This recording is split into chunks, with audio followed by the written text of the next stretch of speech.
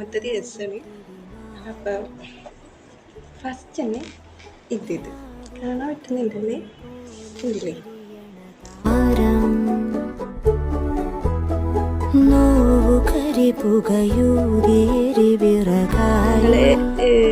തുണി വെച്ചിട്ട് അളവെടുത്ത് വെട്ടാൻ പോകുന്നുണ്ടോ, തയ്യാറെടുക്കുന്നുണ്ട്.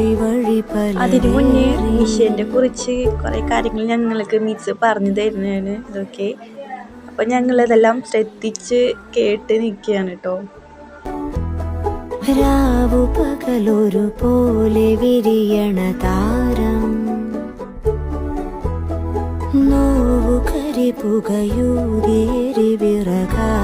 ഇത് വേറൊന്നുമല്ല കേട്ടോ, ഞാൻ ആദ്യമായിട്ട് ചെയ്ത് നോക്കണേ. ഞങ്ങൾ പോവാണ്.